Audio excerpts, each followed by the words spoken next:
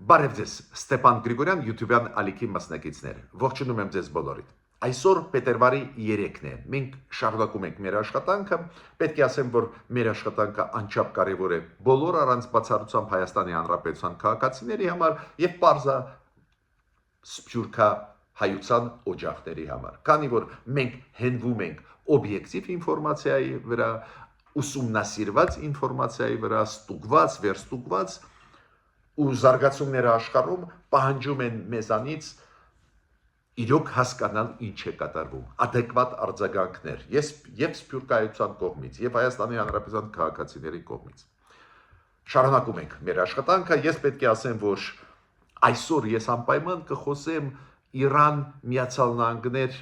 այս հարաբերությունների մասին, քանի որ անչափ կարևոր է, ինչով այդ process-ը կավարտվի։ Կարծես թե բացվեց շանսը ուժային ճանապարհով լուծել այդ հարցը, տեղափոխել դեպի բանակցային process, անպայման այդ հնարավոր բանակցային process-ների մասին, որոնք պլանավորվում է անցկացնել Ստամբուլում, անպայման այսօր կխոսենք, նաև այլ Դոնալդ Տրամփի Միացյալ Նահանգների նախագահի քաղաքական քայլերի հետևանքների մասին շատ հետաքրքիր այսօր ես կասեմ, բայց գլխավոր թեման այսօրվա կլինի ռուս-հայկական հարաբերություններ, Ռուսաստանի քաղաքականությունը Հարավային Կովկասում, Հայաստանի, Ադրբեջանի նկատմամբ, կոպիտ ասած, ինչ է ուզում Ռուսաստանը մեզանից։ Քանի որ մենք տեսնում ենք նորից ու նորից պաշտոնյաները Ռուսաստանի այս ժամանակահատվածում անընդմեջ վերադառնում են Հայաստանի թեմային, կարծես թե ուրիշ բաներ չունեն, կարծես թե մենք չենք հիշում, երբ որ Ռուսաստանը ասում էր «Ակուդա вы денетесь», դուք փախչելու տեղ չունեք, ուզած մեզ հետ պետք է լինեք, ժամանակը ցույց տվեց, որ Հայաստանը լավել հնարավորություն ունի նորմալ աշխատել ամբողջ աշխարհի հետ, նորմալ դիվերսիֆիկացնել իր քաղաքականությունը, նաև այդ թվում արտաքին քաղաքականությունը, ու հիմա խառնվեցի։ Շատ կարևոր նաև այսօր թեմա կլինի, անպայման ես կանդրադառնամ այն նարատիվների ռուսական, որոնք տարածվում են Հայաստանում միջև ընտրությունները ազգային ժողովի միջև հունիսի 7-ը ու կուժեղանա այդ հոսքը ստերի, մանիպուլյացիաների, նաև Ադրբեջանի բենզինի բերումը, որը իջեցրեց ակնհայտ գինը բենզինի Հայաստանի շուկայում, ոնց են մանիպուլացնում ու ուզում են նսեմացնել այս կարևոր զարգացումները, այս կարևոր քայլերը։ Ուրեմն սկսում ենք մեր աշխատանքը։ Ես պետք է ասեմ, որ Իրանը վերջի ժամանակներս, վերջի օրերը նաև չեղյալ է համարում, չեղարկում է չվերթները, ավիա չվերթները, նաև այդ թվում Երևանի հետ երկու չվերթ չկատարվեց այս վերջի երկու օրը, նաև այլ երկրների հետ, չգիտեմ ինչի հետ է կապված, մենք գիտենք, որ ընդհանուր լարվածությունը Միացյալ Նահանգների հետ բերում է այս ձևի երևույթներին, բայց կարծես թե այս վերջի երկու օրը մի քիչ փոխվեց մթնոլորտը, կարծես թե կողմերը համաձայնվեցին բանակցային process-ի սեղանի շուրջ լուծել հարցերը, ինչը շատ լավ լուր է բոլորիս համար, ոչ միայն Իրանի համար, նաև Հայաստանի համար, Իրան Միացյալ Նահանգներ բանակցային process, պաշտոնյաները Իրանի հայտարարեցին արտգործնախարարության պաշտոնյաները, որ պլանավորում են բանակցություններ, Իրանը հիմա պատրաստում է այդ փաթեթը հարցերի բանակցելու ժամանակ իր կողմից, ես պետք է ասեմ, որ Իրանի կողմը դա ասում է, ավելին Իրանի կողմը ասում է, որ մենք նույնիսկ այս ուրանի հարստացման հարցով ունենք առաջարկներ Միացյալ Նահանգների, իրանք գիտեք ինչի վրա ակնարկ են անում իրանցիք, որ մենք հիմա հարստացնում ենք ուրանը մինչև 60%, մենք կարող ենք մինչև 20%-ը իջեցնել, որ մտավախություն չլինի, որ մենք կարող է հետո ստեղծենք միջուկային զենք, հարստացումը շատ մեծ դեր է խաղում այդ միջուկային զենք ստանալու փուլում, ուրեմն իրանք ասում են մենք հարստացումը իջեցնելու ենք 60-ից 20%, մեսիջ ուղարկում են։ Հիմա Իրանցիք նաև հարց են դնում, մենք պատրաստ ենք բանակցել, բայց բանակցային սեղանի շուրջ պետք է լինի սանկցիաների չեղարկում, այն սանկցիաները, որոնք դրվում են Իրանի դեմ, դրվել են վաղուց ու ուժեղացվել են վերջի ժամանակներս Միացյալ Նահանգների, Եվրոմիության կողմից, իրանք ասում են ամերիկացիք, եթե մենք բանակցում ենք, եթե մենք գնում ենք ինչ որ քայլերի, զիջումների, ուրեմն դուք պետք է սանկցիաները հանենք, հիմա պլանավորվում է հանդիպում անցկացնել Ստամբուլում ամսի 6-ին փետրվարի 2 օրից 3 օրից ես պետք է ասեմ որ Թուրքիայի միջնորդական այդ ջանքերը փաստորեն պսակվեցին հաջողությամբ Միացյալ Նահանգները եւ Իրանը համաձայնվեցին Ստամբուլում հանդիպել այս դեպի ինֆորմացիա կա ու կողմերը չեն հերքում բայց նայենք ոնց է լինելու զարգացումը դրական է որ այս լարված վիճակում, այս էսկալացիայից հետո կարծես թե տեղափոխվում են բանակցային դաշտ կողմերը,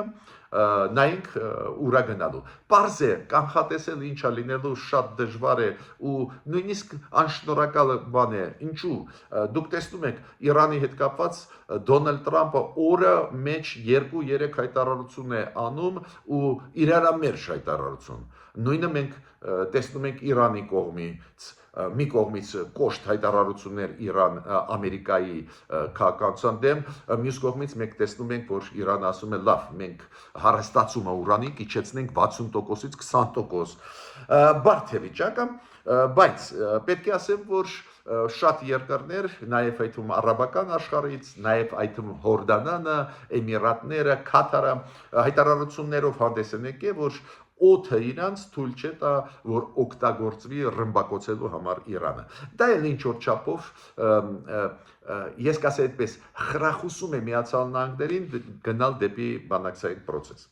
Ну, Միացյալ Նահանգների քաղաքականության մասին շատ ենք խոսում ու անչափ կարևոր է ու ազդում է ուղղակիորեն մեր տարածաշրջանի վրա, դա է պատճառը, որ մենք կշարունակենք դրա մասին խոսել։ Հիմա նայեք Դոնալդ Տրամպը կենտրոնացված է հիմա Իրանի հարցի վրա։ Մի քիչ երկրորդ պլան մղեց Գրենլանդիայի հարցը, բայց պարզը չմոռացավ ու վերադառնա, բայց եվրոպացիք չմոռացան, եւ կանադացիք չմոռացան, օրինակ Կանադայի վարչապետը Գրենլանդիայի վարչապետի հետ միասին քննարկեցին հարցեր կապված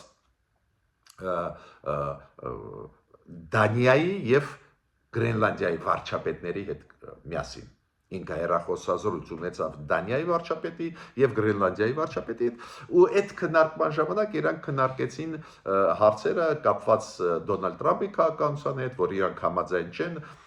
իրանք քննարկեցին հարցեր ուժեղացնել համագործակցությունը Բալտյան երկրների հետ եւ հյուսիսային Եվրոպայի երկրների հետ, ովքեր դուք գիտեք համախմբված կարծիք ունեն ու բացասական Դոնալդ Տրամպի քաղաքականության նկատմամբ։ Չմոռացան եվրոպացիք եւ կանադացիք, որ պետք է պաշտպանվի Դանիան, պետք է պաշտպանվի տարածքային ամբողջականությունը Դանիայի ու Գրենլանդիայի հարցը։ Մյուս կողմից օրինակ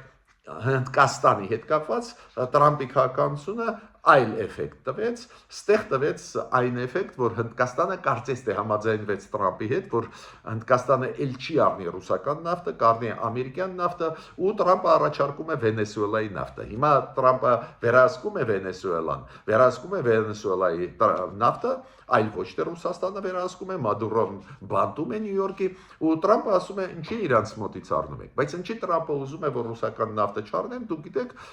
այդ քաղաքականությունը եւ եվրոպացիներինն է եւ Միացյալ Նահանգներինն է, որ Պուտինը չունենա ռեսուրս շարունակելու պատերազմ։ Նայենք Դոնալդ Տրամպը Հնդկաստանին խոստում տվեց 50% մաքսատուրքերը իջեցնել մինչև 25%, առևտուրը Հնդկաստանի Ամերիկայի հետ շատ մեծ է, շատ զգայուն է այդ մաքսատուրքերի աճը Հնդկաստանի տնտեսության համար, դա է պատճառը, որ Դոնալդ Տրամպը ասում է, եթե նավթը առնեք մեզանից, այլ ոչ թե Ռուսաստանից, մենք իջեցնենք մաքսատուրքերը։ Ես պետք է ասեմ, որ նաև կարևոր զարգացումներ գնում են Վենեսուելայում, իրոք ազատ են արձակվում իրար հետևից քաղբանդարկյանները, որոնք բանտերում են երկար ժամանակ Մադուրոյի կողմից նետած։ Հիմա Միացյալ Նահանգները պարզ է ճնշում են ու անդիմադիրներին այսօրվա ժամանակավոր կառավարությունը Վենեսուելային ազատում է, բացի դրանից հիմա դիվանագիտական հարաբերությունները Վենեսուելա Միացյալ Նահանգներ վերականգնվում են ու վերականգնվում են աշխատանքները դեսպանատների։ Ամերիկացիք ուղարկեցին իրենց դեսպանին Վենեսուելա աշխատելու համար, ուրեմն մենք ստեղ տեսնում ենք նաև process-ներ գնում են, շարունակում են։ Հիմա անդրադառնում եմ, անցնում եմ կարևորագույն այսօրվա թեմային։ Ռուսաստան-Հայաստան հարաբերություններ, Ռուսաստան-Ադրբեջան հարաբերություններ, համեմատություններ անելը շատ կարևոր է։ Ուրեմն դուք գիտեք, որ Ադրբեջանի բանտերում գտնվում են 11 Ռուսաստանի քաղաքացիներ, ում Ադրբեջանը մեղադրում է ու ձերբակալեց անցած տարվա ամռանը, մեղադրում է անգենտուրային աշխատանքի համար եւ մեղադրում է, որ թմրա դեղերի տարածման հարցով են զբաղվել։ Նու դա քաղաքական քայլ է պարզա Ռուսաստանի դեմ, Ռուսաստանի ազդեցությունը Ադրբեջանում թույլատնելու, հիշում եք երկու լրագրող Սպուտնիկից, որ ձերբակալեցին, իրանց ազատեց Ալիևը, բայց դա լարվածություն մտցնում է հարաբերությունների մեջ, Ռուսաստանը անընդհատ վերադառնում է այդ թեմային, նաև այդ թեմային երեք անդրադարձավ Սերգեյ Լավրով արտգործնախարար Ռուսաստանի, որ անընդհատ մենք հարց այդ դնում ենք Ադրբեջանի կառավարության առջև, որ մեր քաղաքացիներին ազատ արձակեն։ Հիմա ինչու ես այդ հիշում եմ ու հիշեցնում եմ մեր քաղաքացիներին։ Դուք գիտեք, որ 19 գերի հայ գտնվում են Բաքվի բանտերում, դուք գիտեք, մեր կառավարությունը աշխատանք տանում է, այդ ուղղությամբ 4 հայ գերի ազատ արձակեցին, շատ լավ է, բայց շարունակում է աշխատանքը, այդ մեծ գաղտնիք չի, բայց այս հայերի, ովքեր գտնվում են Բաքվի բանտերում, պարտավորություն ունի Ռուսաստանը։ Նոյեմբերի 9-ի 2020 թվականի փաստաթղթի համաձայն, այնտեղ հիշում եք, չէ՞, հայերի Ղարաբաղի այդ անվտանգությունը, որ ռուս խաղաղապահները պետք է ապահովեին, նաև պարտականությունները Ռուսաստանի կապված այդ հարցի հետ, գիտեք, Ռուսաստանը պարտականությունները չկատարեց։ Դրա համար էլ հիշեցնում եմ, որ Ռուսաստանը անվստահելի պարտներ է։ Ու այսօր այս 19 գերի Բաքվի բանտերում գտնվող հայեր Ռուսաստանը ունի պարտավորություն։ Տեսակ, իր քաղաքացիների համար պայքարում է, բայց մեր քաղաքացիների համար ում առջև Ռուսաստանը ունի պարտավորություն, ոչ մի պայքար չի տանում։ Հիմա ես պետք է ասեմ, որ նաև եվրոպացիք շատ ուշադիր են Թուրքիայի, Ադրբեջանի քաղաքականության նկատմամբ, քանի որ մենք տարբեր մանիպուլյացիաներ լսում ենք մեր քաղաքական դաշտում, հանրային դաշտում, որ իբր եվրոպացիք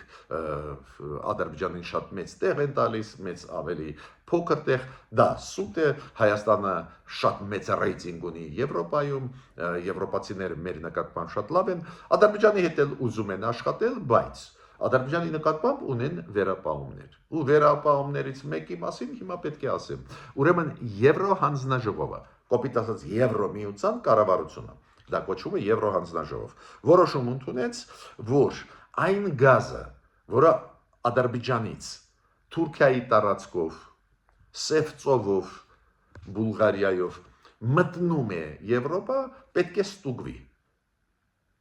Պետք է ստուգվի դա ռուսական գազ է, թե ադրբեջանական այլ արմատներ ունեցող, քանի որ Եվրոպայում շատ մեծ դժգոհություն է, որ կասկածներ կան, որ նաև այս ձևով ռուսական գազը ծախվում է եվրոպացիների վրա,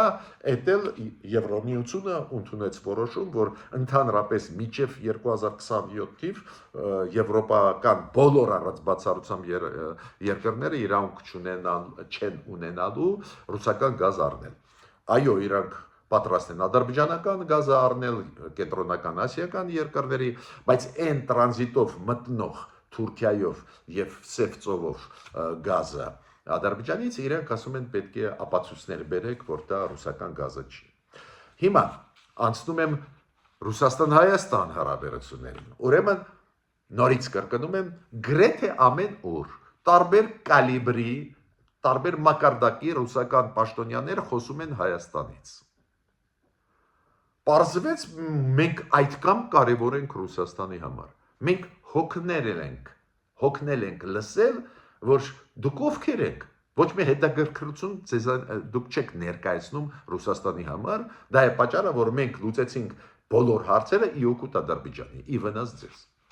Հիմա երբ որ Հայաստանը սկսեց դիվերսիֆիկացնել իր արտաքին քաղաքականությունը, իր ռազմատեխնիկական համագործակցությունը, իր էներգետիկան, գնաց այս ճանապարհով, երկար ճանապարհ է, բայց սկսեց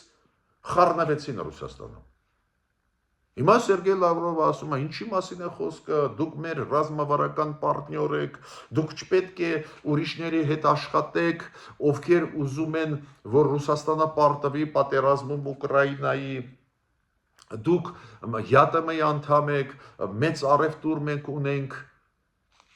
Այս ո՞նց է փոխվեցիք դուք։ Այս ո՞նց է ոչ աջակցում եք Հայաստանին, ոչ աջակցել եք, հիմա էլ չեք աջակցում, չեք տալիս մեզ զենք, որի համար մենք 7 տարի առաջ փողը փոխանցել ենք, կամ այս ինչ եք ասում, որ ռուսական բազան Հայաստանում եւ սահմանապանները երաշխիք են Հայաստանի անվտանգության, ու չեք ճանաչում այն հարձակումները, որոնք եղան Հայաստանի վրա 2022 թիվ, ձև եք թափում, որ այս ձևի բան չի եղել։ Միտքս ինչու՞մ է կայանում։ Ուզում եմ ուշադրությունը ձեր դարձնել, որ այս ընտրարշավի առաջ ընտրությունները դուք հիշում եք հունիսի 7-ին են լինելու մեր ազգային ժողովի ընտրությունները Հայաստանում, ընտրություններից առաջ նորից իրենց ստերը տարածում են։ Ինչ դաշնակից։ Ես այս դեպի դաշնակից չգիտեմ, որի փողի դիմաց չեն տալիս զենքը։ Իսկական դաշնակիցը նվիրում է զենքը իր դաշնակցին, հզոր դաշնակիցը, ավելի հարուստ դաշնակիցը, ոնց անում են ամերիկացիք Իսրայելի հետ։ Ուրեմն ուշադիր պետք է լինի մեր հասարակությունը ընտրություններից առաջ։ Այս ձևի ամենօրյա ճնշում ինֆորմացիոն մեր վրա կլինի։ Մյուսը միֆեր, ստեր տարածում են, մանիպուլյացիաներ։ Ուրեմն կարդում եմ այն բենզինը, որը եկավ Ադրբեջանից, ոչ մի կապ չունի այն գների իջեցման, որը կան մեր բենզինի շուկայում։ Դուք գիտեք, փոքր քանակությամբ, բայց մտավ Ադրբեջանի բենզինը եւ դիզելը Հայաստանի տարածք։ Մոտավորապես 100 դրամով, 90 դրամով ավելի էժան այն բենզինից, նաև պրեմիում կլասի բենզինից, որը ծախում են մեր շուկայում։ Ավտոմատ դա բերեց նրան, որ իջան գները բենզինի։ Չեմ ասում շատ էական, բայց 10%, 15% իջան, քանի որ մենք հեշտ տեսնում ենք այդ գները բենզինի, որը կան այսօր համեմատ 3 ամսվա գներից։ Իջան։ Հիմա փորձ է արվում նսեմացնել դա։ Փորձ է արվում ասել, որ գիտեք ինչ է, այդ քանակությամբ բենզինը չէր կարող իջեցնել բենզինի գինը։ Քանի որ այն քանակությամբ բենզինը, որը Ադրբեջանից եկավ, այդ Հայաստանի պահանջարկից, ասենք, 1% էլ չի կազմում։ Բայց սուտ են ասում, դա մանիպուլյացիա է։ Իրոք փոքր քանակությամբ Ադրբեջանից բենզին մտավ, այդքան մեծ չէր։ Բայց Հայաստանի շուկան էլ այդքան մեծ չի, ու ազդեցությունը շատ արագ երևում էր, քանի որ մյուս տեղերից, օրինակ Ռուսաստանից բերված բենզինը ակնհայտ է արհեստականորեն բարձր գնով է ծախվում հայ ժողովրդի վրա։ Ու այս բենզինը Ադրբեջանի նշանակություն չունի, քանակությունը մեծ է, փոքր է, միջինը այլընտրանք ցույց տվեց, որը սկսեց կողմորոշել մեր մարդկանց, ովքեր մեքենա են վարում, մեքենա են քշում, ովքեր օգտագործում են բենզինը, մեր գյուղատնտեսությունը, ովքեր օգտագործում են դիզելը, իրենց արագ կողմորոշում տվեց։ Ավելի ցածր գին գնացին այնտեղից սկսեցին առնել բենզին, Ադրբեջանից բերած բենզինը։ Ավտոմատ դա բերեց նրան, որ ստիպված էին այն մոնոպոլիստները, մենաշնոր ունեցողները, կոռուպցիոն մեխանիզմներով աշխատողները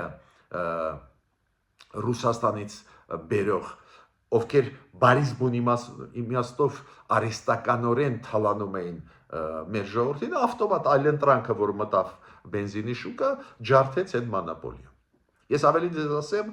հիշում եք Վրաստանով դա գալիս է երկաթգծով Ադրբեջան, Վրաստան, Հայաստան, սկզբից չգիտես ինչու վրացիք բավական մեծ գին էին դնում այդ տրանզիտի, հետո նորմալ գին դրեցին, չգիտեմ, բանակցությունները Ադրբեջան, Վրաստան, Հայաստան, Վրաստանը իր արդյունքը տվեցին, ես ողջունում եմ որոշումը կառավարության, բայց այդ տրանզիտի գինը, որ Վրաստանը դրեց նորմալ գին, ավտոմատ ու այդ հավաստի տվյալներ են տրանզիտը, որը Վրաստանով գնում է Ռուսաստանից, այդ տրանզիտի գինն էլ ստիպված էին իջեցնել։ Հասկացաք, չէ՞։ Վրաստանը տրանզիտի գինը դրեց շատ մատչելի, շատ նորմալ, Ադրբեջանից երկաթգծով այդ բենզինը որ գալիս է Վրաստանով Հայաստան, ու դա ավտոմատ բերեց, որ այն տրանզիտը, որը գալիս է Ռուսաստանից բենզինի Վրաստանով Հայաստան, այն խաղացողները, բիզնեսմենները ստիպված էին այն տրանզիտի գինը Վրաստանի հետ համաձայնեցնել, իջեցնել։ Դա նշանակում է, որ արհեստական դա բարձր էր պահվում ու դա հանցագործություն է հայ ժողովրդի առջև։